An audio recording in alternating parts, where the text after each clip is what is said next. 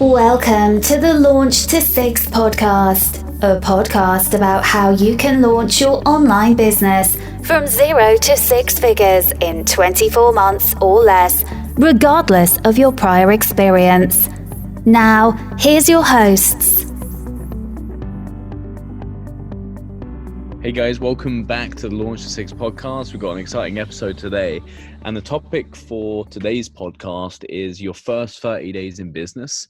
What to do if you're brand new, so if you've come from the corporate world or you've maybe had a traditional business and you're coming online. What do you do? How do you think?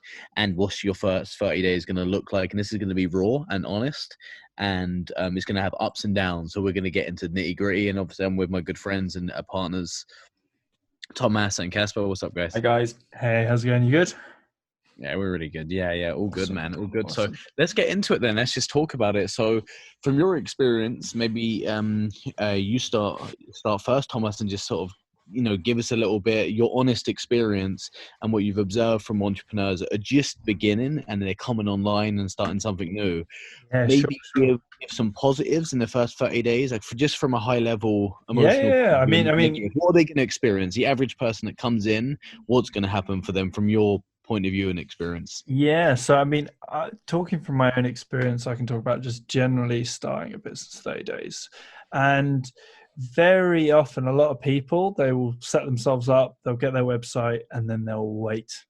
And it's that common thing of, I've got it all, the old adage of, I'll build the product and I'll come, whatever that product might be. It might be a service, it might be, you taking your time to do something for another business person. Now, in most cases, that it just doesn't work, honestly. So my biggest thing will be is to get out there, start lean, get your concept, get testing, get posting, get yourself out on social media, get educated is a huge one. And I'm presuming that if you are starting a business, you have got yourself educated. If not, that is one of my first ports of call. Get a good plan in place, talk to a mentor.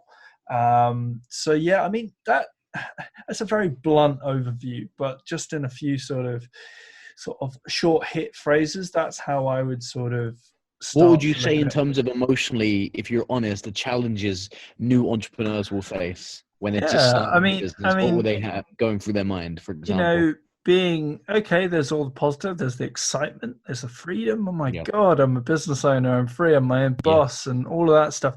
And that's good. That's always nice.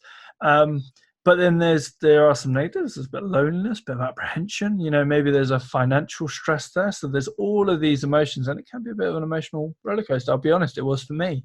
But the biggest thing to always remember in all of this is that you need to kind of really reverse engineer. And a lot of people, they sort of break out and they're like, oh my God, I'm free. And, it's all go. So I always say it, you need to start with discipline, get a routine, whatever that is. Because a lot of people go, I want to shoot the 9 to 5. And that's fine. But you've got to hit a form of routine, a form of discipline.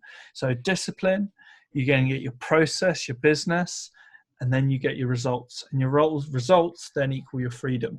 So, I think the good thing is accountability to make sure the discipline is held up, right? Yeah, that's good huge. Partners, good people. That's huge. And me and Casper in the last episode, we spoke around business partners, and my business partners are a huge thing for your accountability, right. and so on and so forth. So, yeah, that is huge. So again, if you go back to sort of having a mentor, having a good community that will hold you accountable in those first 30 days, that is huge. And that is where the battle can be won or lost, those first 30 days in business.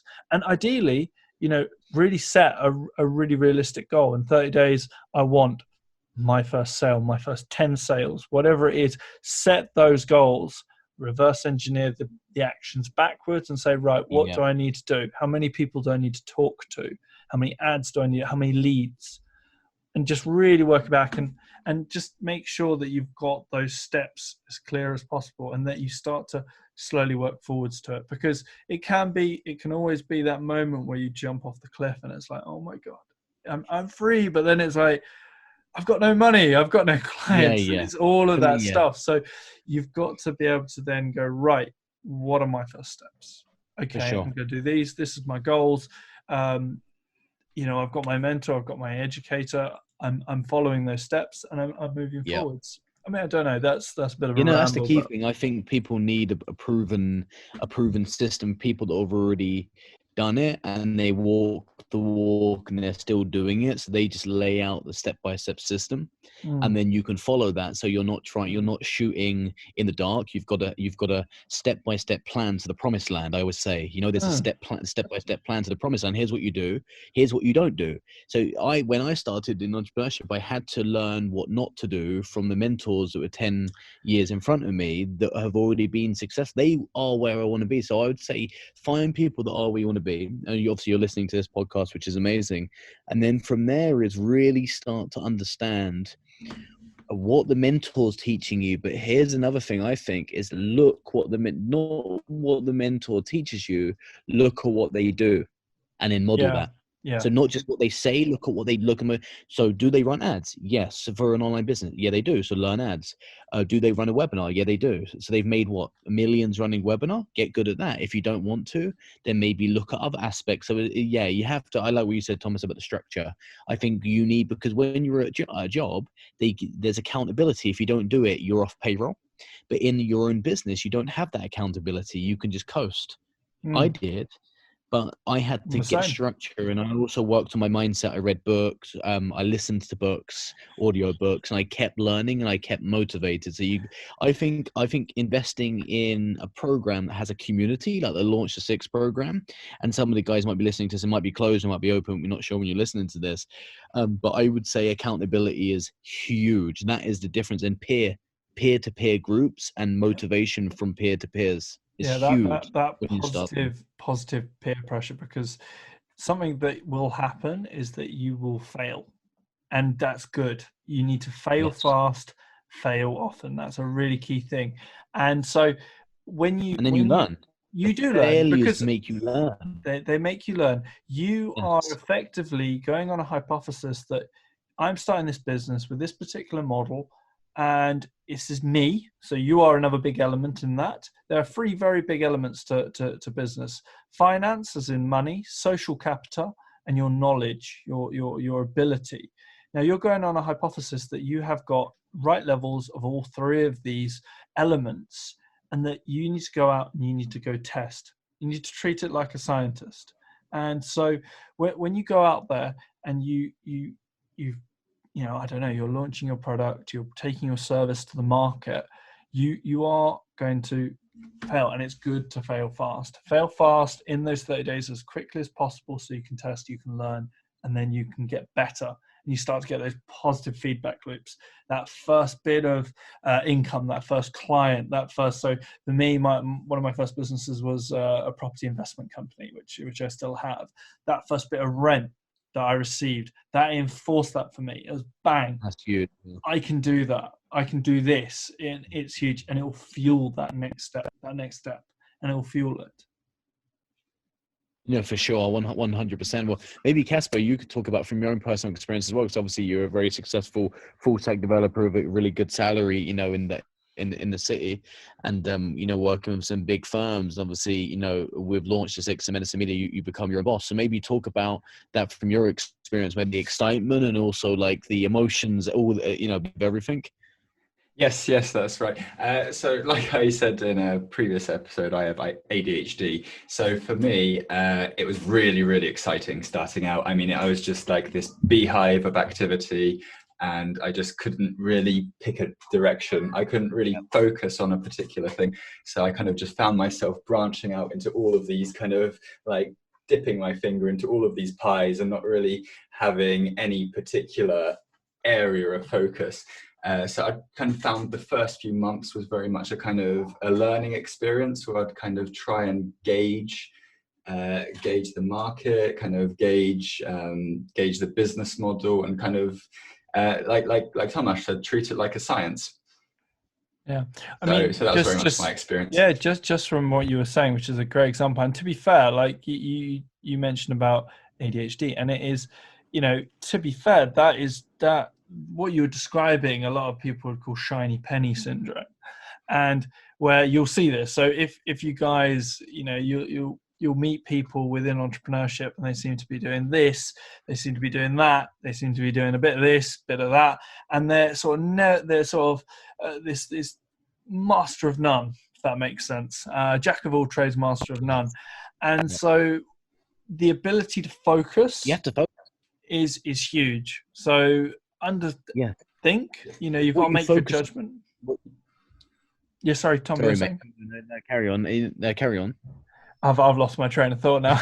Yes, you have to find that one thing you want to focus on, something you're good at, something that you'll kind of excel at, and just you want to get into focus on that. Like, if people launch the 6, we teach people, what we do, guys, everyone listening to this podcast, is we teach people how to turn their passions, interests, knowledge, or intrigues or hobbies into income, or how to be a broker of someone's skill and take a 50% commission or be a partner. So you might know someone that's extremely good at yoga, they're charismatic, they would make an amazing course, they would be good on YouTube. You partner with them, you work on the skills. So there's a saying, skills pay the bills, and you can learn skills. It's not difficult, but you need to have the first 30 days is your momentum. You need to have structure, you need to have mini goals, and it might not just be income. It might be, I want to get my funnel up and running. I want to launch my first YouTube ad, or I want to launch my first Facebook ad. I want to get my first social media post out.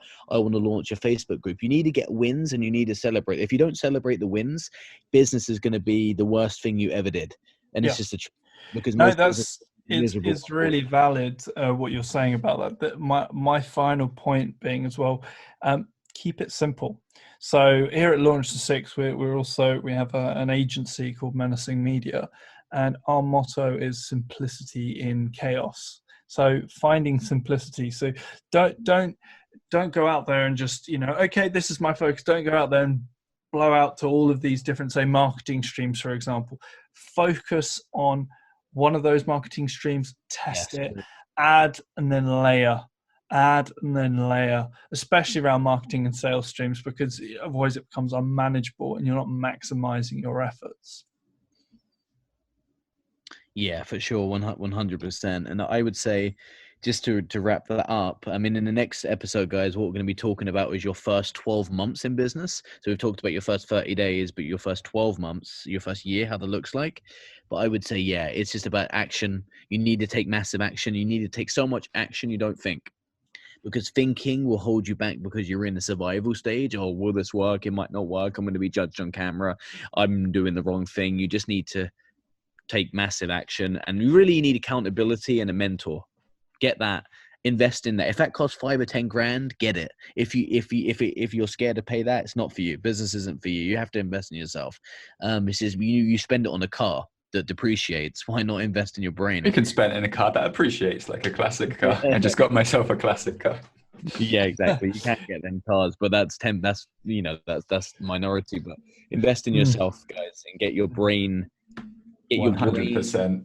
Agree. Because I could be in a hospital bed and I've still got a laptop. I can generate an income. If you can do that, it's the knowledge. I mean, I could lose everything today, but I still have the knowledge to make it all back again tomorrow. Yeah. As I mentioned, those 3 pillars of business: your knowledge, your social capital, and your money. So even if you lost all of your money and everyone disowned you, you have your knowledge, so you can go and rebuild all of that. So bear in mind those 3 pillars in business. So, if you're coming in and you're really cash rich, right, you need to build up those other elements. And hence why, within Launch 6, our platform, we include a community, we include that knowledge, mentorship. And so those elements are really important to consider. And then from that combination, you then have value within your business. Yes, absolutely. One thing my mentor told me is, imagine 2 people. You've got a millionaire and you've got somebody who's broke, and the millionaire somehow loses all of his money. So they're both starting at 0. Who do you think is going to make $1 million quicker? Well, obviously it's the person with the knowledge. Absolutely, man. Yeah, no, that's true. And people think, oh no, it's not. Like, for example, I know we're going to wrap this up. We want to keep this short, but I think the biggest business in the world in the US is not what you think. 80 billion a year on lottery tickets. 80 billion on lottery tickets. Why? Because people want a shiny penny. All That's these people, crazy, isn't it? is learn skills, find someone that's done it, follow exactly what they say to the T, and get people around them that hold them accountable and they don't quit. And if you follow them, you will hit your goals. And it's as simple as that, guys. There's no rocket science to this. Anyway, I hopefully got value. We want to be sharp with these, but join our community, guys. Launch to 6 forum. Type it in on Facebook. You can join the forum, and we will really go deeper and help you. Yeah, absolutely, guys. Awesome. Take care, guys. Thank you. Cheers. See you in the next one.